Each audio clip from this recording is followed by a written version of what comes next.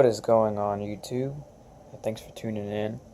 And I've had my X-Maxx for 3 months now, and I've had a lot of people ask me like how it's held up, what all have you done to it, and how it's worked out for you. So I figured I'd just make a video on showing y'all how it's worked out, what I've done to make it stronger and faster and last longer, and just basically overall the performance of the truck. So basically, I've had a lot of people ask me what that is right there.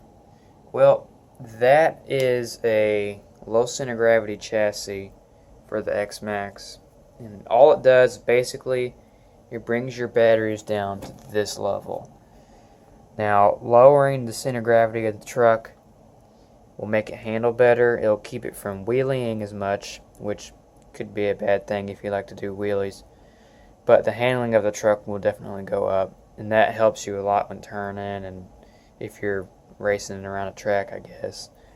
But it's a good chassis. It's strong, it's metal, it looks good. We'll take a look at it here in a second. These are the batteries I'm using. They're Kershaw Designs batteries. They are awesome. I have had Traxxas batteries before, and I've heard a lot of people say they swell up, and they do. These batteries, no swelling at all. None.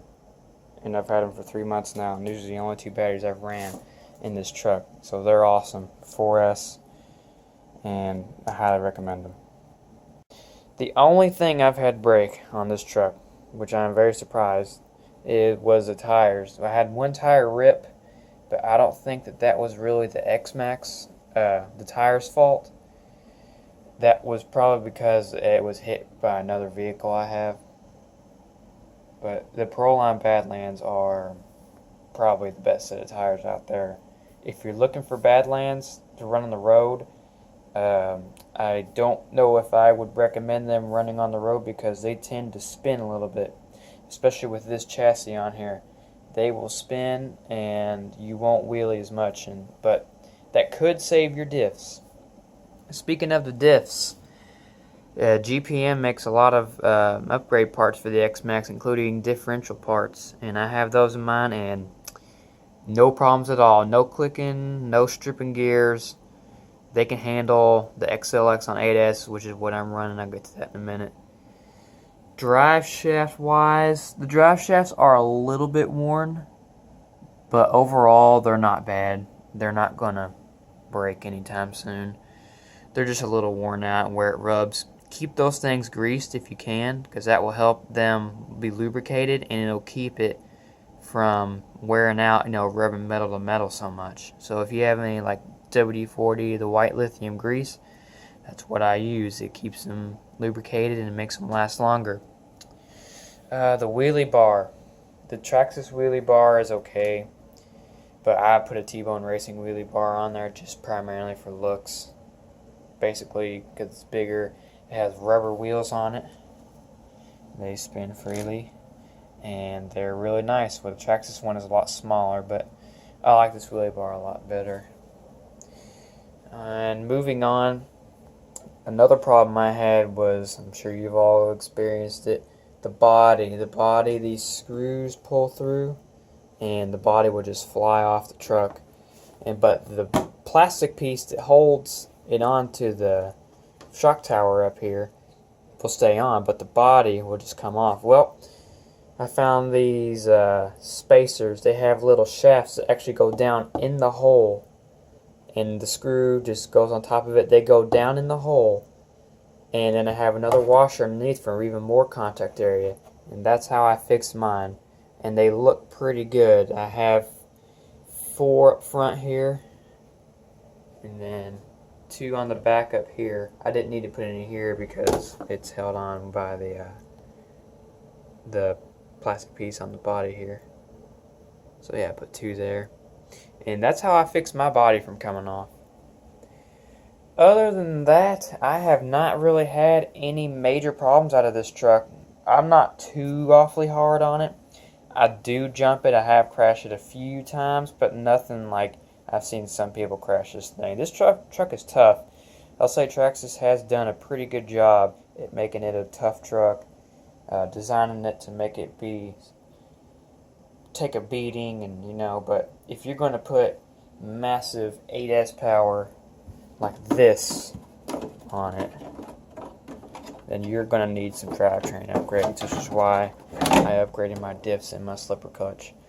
Now, this system here is ran on 8S. I'm not running on anything else but 8S. So, it's not waterproof. That's the only downside. It's not waterproof, but you're going to have power out the wazoo, You're going to have so much power you're not going to know what to do sometimes. I just now got to full throttle. Without these tires, good luck getting it to full throttle. You're going to have a pretty hard time. But it's held up. It never overheated. I got the temperature sensor on there, which you have to have on there for it to go faster, because if you don't and you're using the stock receiver, it will go into limp mode. So you have to have that on there. And the speed control is done well. It's got XT150 connectors on it. I have not had a problem out of it. The servo is a CYS servo. It's not stock. It's awesome. I would recommend it. It's a good servo. And here's that chassis. Pretty much everything up here is the same, in the same spot. I think it's in the same spot. Generally in the same spot. Maybe a tad bit lower, but not much. But what really brings the center of gravity down is the battery placement. That's what's going to give you your lower center of gravity, your better handling. It's going to keep this thing planted to the ground more. If you have a power system like this and you don't have this chassis, you might wheelie more. That's the only thing I would think. So overall, I haven't had any problems out of this truck. The shocks I love the stock shocks. They're great. It glides across the terrain really nice. Other than the body and the tire blowout, I have not had any other problems out of it. So there you have it. This is my X-Maxx after 3 months of use, and I haven't really jumped it too much, haven't really crashed it a lot, but mostly what I do is speed runs and high torque out of that motor going to the drivetrain, and I have not had anything break yet. So, and that's how I made my X-Maxx last and be stronger. If you have any other ideas of how you've made yours stronger, you can post them in the comments and tell me what you like about this X-Maxx. If you think there's something else I could do to make it better, tell me. If you have any questions on how I did anything, let me know. And thanks for tuning in.